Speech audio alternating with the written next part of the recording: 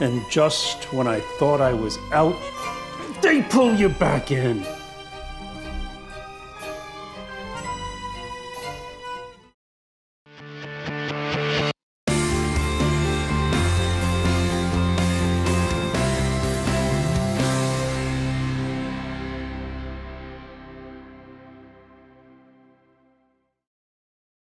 Hello, and as always, I would like to welcome you to the Laramy-K Optician Works Training Center, where you may be asking yourself, why did he choose to reenact a scene from one of the worst movies ever made? Well, I channeled my inner Al Pacino and donned a wig for you, because I will do anything for you guys. A couple of weeks ago, I said that we had wrapped up our series on the proper use of hand tools. Well, no sooner had I hit publish on that video when I got an email from a gal asking me to talk about the screw extraction tool. So here we are, back again. We're going to talk about the screw extraction tool, and more important, we're going to talk about the things you need to do after you use it to make sure that frame's going to stay together. Here are some of the possible scenarios that you're going to face when you need to use the screw extractor. First things first, our black box here through the rest of this is going to be this part of the frame, and there's a super close-up of it so you have an idea which part we're talking about. That first arrow is the part of the chassis, and that is actually where the screws usually break off. The second arrow, that is part of the eye wire, and that's an open piece of the frame that isn't threaded, so you should be just fine. That it's extremely rare that a screw would break off in that section. We've got a couple of good scenarios, and that is if your screw is broken off and there is some screw sticking out either on top or on bottom. And you say, well, isn't that exactly the same thing? Yes and no. We'll get to that in just a minute.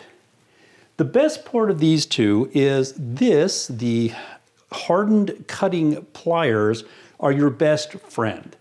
These are the single greatest, best tool for handling this situation. If you've got enough meat here to grab that piece with your pliers, just grab and turn, grab and turn.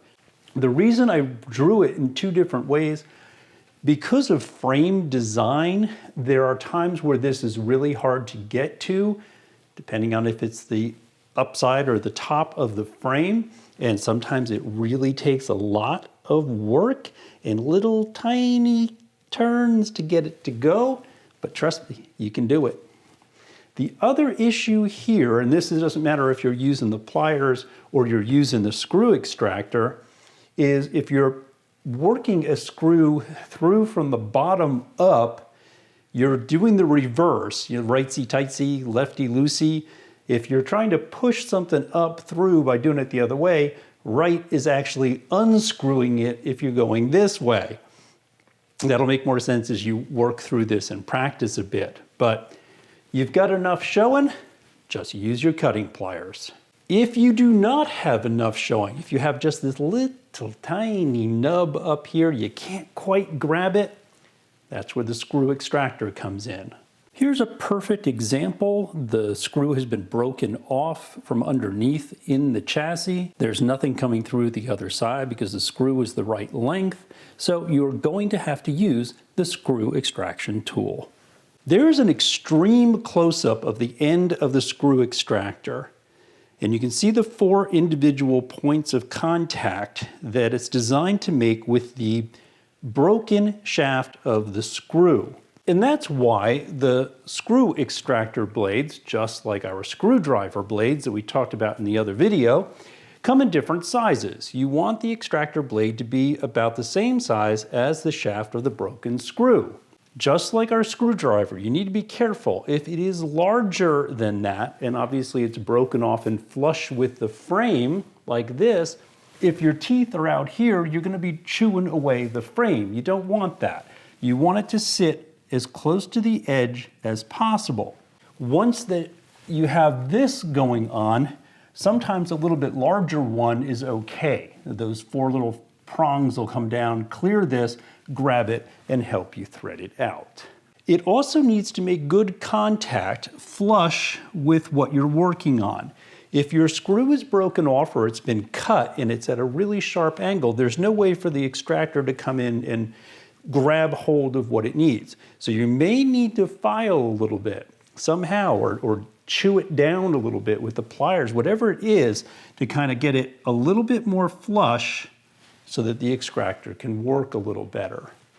Once you get the broken piece out, you've got your clean frame, you're usually not quite done. You're usually not ready just to pull out a screw and put things back together. So let's hit the bench and talk about some other things that go along with this.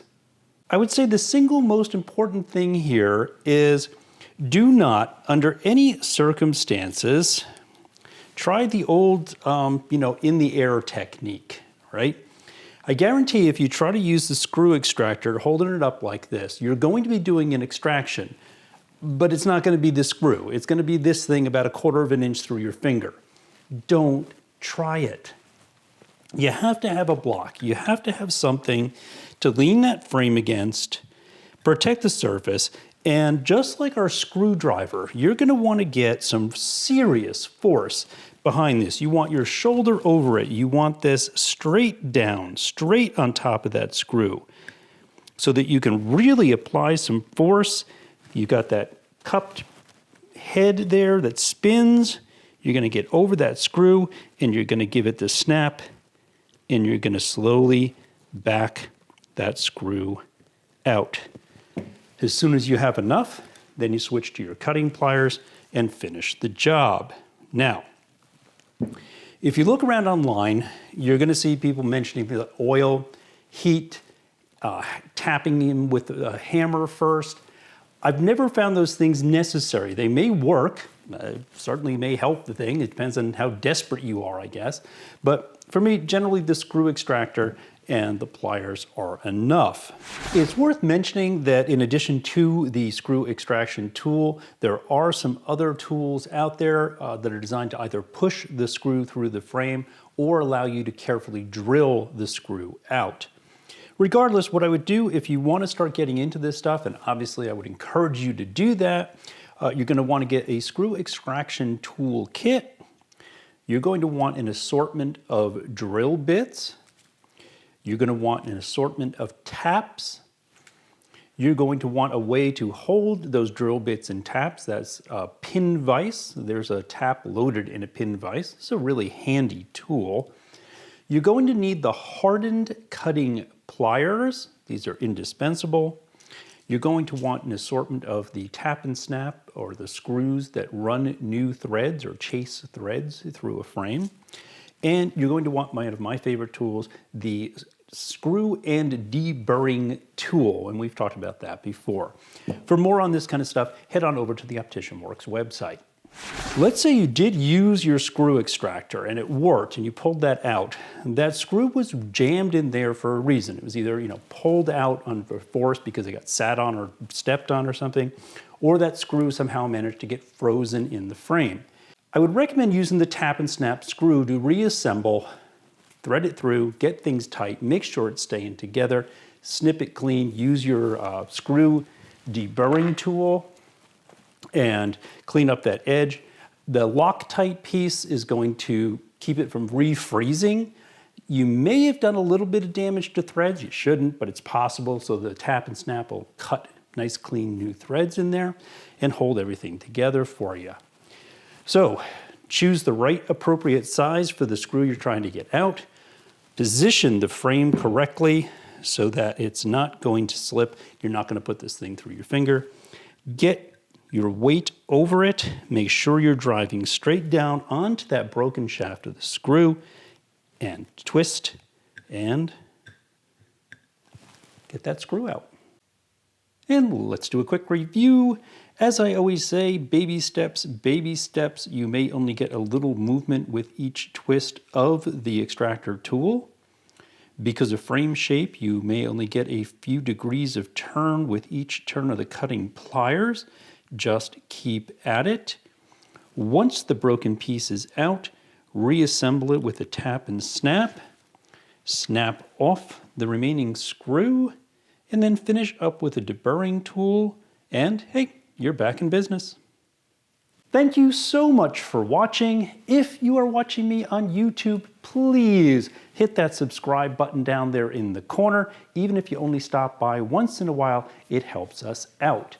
If you're watching me on Facebook, please share this with as many people as you can.